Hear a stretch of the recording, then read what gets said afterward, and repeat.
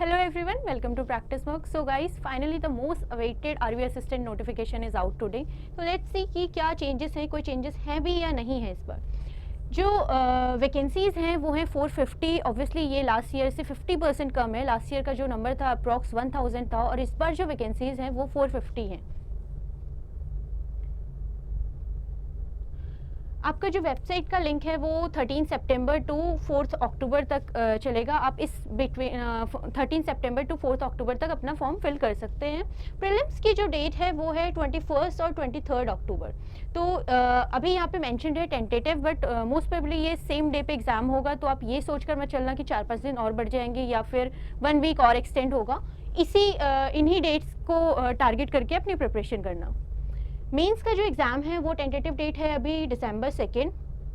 तो अप्रॉक्स आपके पास 1 मंथ पूरा होगा प्रिपेयर करने के लिए. नवंबर का पूरा मंथ आपके पास होगा सिर्फ और सिर्फ आरबी असिस्टेंट के मेंस के लिए प्रिपेयर करने के लिए.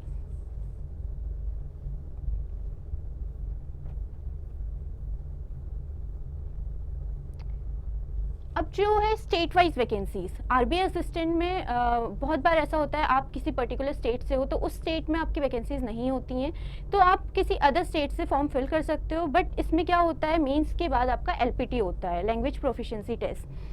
वो क्वालिफाइंग होता है. बट अगर आप किसी ऐसे स्टेट से फिल कर रहे हो फॉर्म जिसका आपको लोकल लैंग्वेज नहीं आता, तो बहुत बार कैंडिडेट्स रिजेक्ट हो जाते हैं क्योंकि वो एलपीटी नहीं क्वालिफाई कर पाते हैं.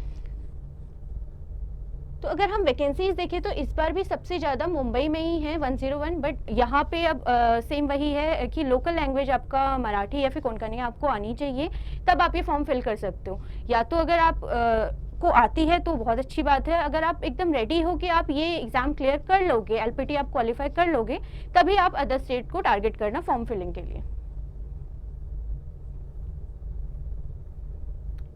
इसमें एंड में लिस्ट गिवन रहती है कि किस स्टेट की लोकल लैंग्वेज कौन सी है. तो एक बार अच्छे से गो थ्रू करना किसी भी स्टेट से आप फॉर्म फिल करने से पहले.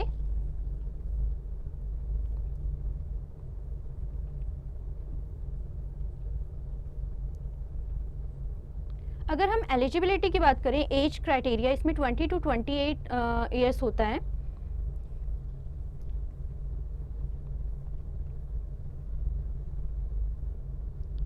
Yes.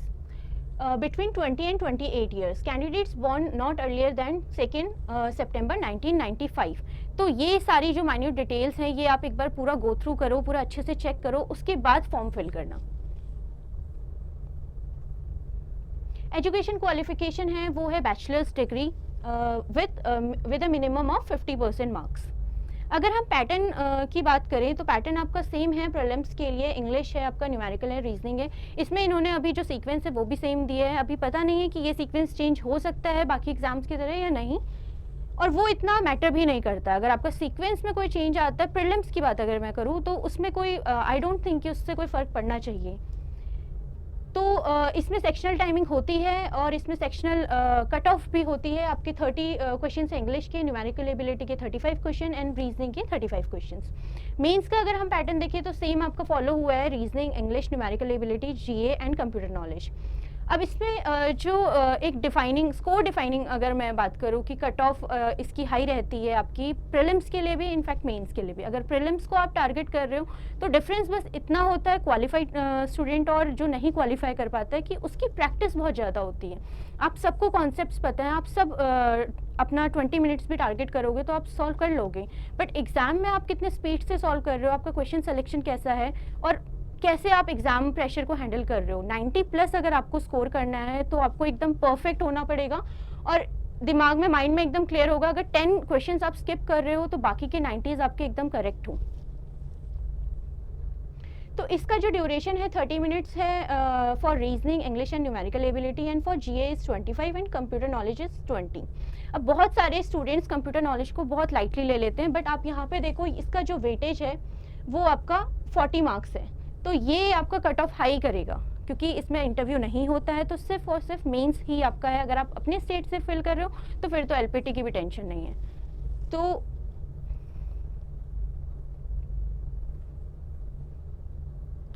एग्जामिनेशन सेंटर्स आप देख सकते हो एक बार कि अगर आप किसी अदर स्टेट से फिल कर रहे हो तो वहाँ पे सेंटर कहाँ पे है.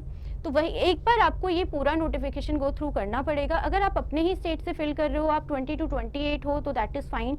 अगर आप किसी पर्टिकुलर कैटेगरी से हो, किसी रिजर्व कैटेगरी से हो और आपको एज रिलैक्सेशन चाहिए तो उसके सारे क्लॉजेस में मेंशन्ड है। एक बार आप गो थ्रू करो, चाहे वो SC/ST है, OBC है या फिर आपका एक्स सर्विसमैन का कोटा है, तो आप वो सब सारे क्लॉजेस में एक बार गो थ्रू कर सकते हैं। अब हम बात करते हैं सैलरी की, जो बहुत ही बड़ा मोटिवेटिंग फैक्टर होता है सबके लिए।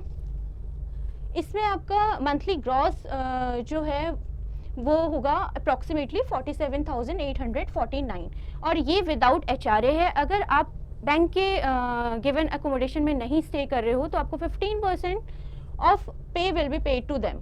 अगर आप नहीं, HRA आपको तभी पे होगा करेंगे जब आप बैंक के गिवन अकोमोडेशन में नहीं स्टे कर रहे हो। तो ये सारी डिटेल्स हैं। आई नो जो वैकेंसीज़ का फैक्टर है कि वैकेंसीज़ बहुत कम है। अब बहुत सारे स्टूडेंट्स इसलिए पैनिक करेंगे कि लास्ट ईयर तो 1000 थी, तब नहीं हुआ, अब तो 450 ही हैं। तो आप ये सोचो कि नोटिफिकेशन आ गया है, क्योंकि बहुत टाइम से 6 मंथ से आप वेट कर रहे हो और आपको सिर्फ एक सीट चाहिए। ये बहुत ही रिपीटेड लाइन है कि हर कोई यही बोलता है कि सिर्फ आपको 1 सीट को टारगेट करना है, बट इट्स ट्रू। आप सिर्फ एक सीट को टारगेट करके अपनी प्रिपरेशन करो और मॉक ऐसे दो कि ये एक्चुअल एग्जाम है। प्रैक्टिस करते रहो क्वेश्चन, क्योंकि इसमें सिर्फ नॉलेज का नहीं फंडा है, इसमें आपका स्पीड भी है। सबसे पहले आज ही इनफैक्ट अभी आप जैसे ही नोटिफिकेशन देख रहे हो और आपने ये डिसाइड कर लिया है कि ये फॉर्म फिल करना है, तो सबसे पहले बैठो और प्रीवियस ईयर का मॉक टेस्ट अटेम्प्ट करो। हमारी वेबसाइट पे ये गिवन है एंड दिस इज़ फ्री।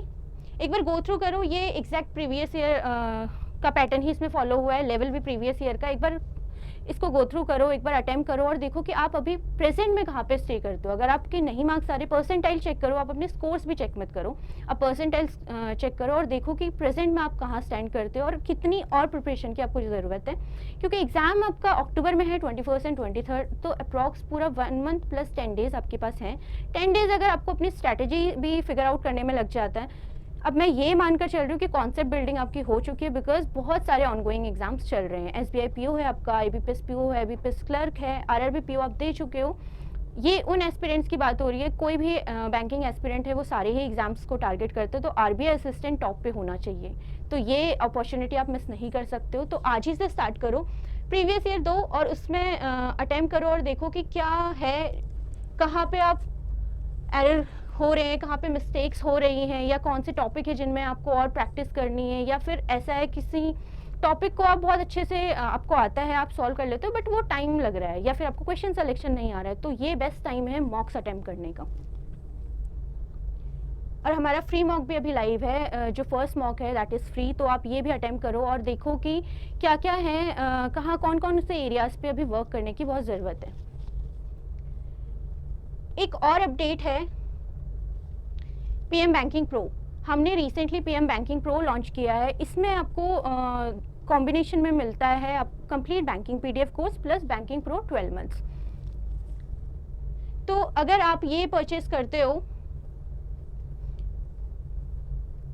इसका प्राइसिंग है 1249 और अभी इसमें लॉन्च ऑफर चल रहा है, तो इसका जो टोटल प्राइसिंग है वो 999 है। और 999 में आपको बैंकिंग PDF कोर्स भी मिल रहा है और बैंकिंग प्रो भी मिल रहा है। तो बेस्ट वे ये है कि आप सबसे पहले सारे ही क्वेश्चंस को प्रैक्टिस करो, PDF से प्रैक्टिस करो, अपने पेस में प्रैक्टिस करो विदाउट एनी टाइमर और क्विज के फॉर्मेट के बिना। उसके बाद आप मॉक्स पे अप्लाई करो और टॉपिक वाइज टेस्ट आप दो, मिनी मॉक्स दो। बहुत सारे क्वेश्चंस हैं प्रैक्टिस करने के लिए, फ्री में भी बहुत सारे रिसोर्सेज हैं। तो आज से ही स्टार्ट कर दो, start today and start now, keep practising. All the very best for your exams. Thank you.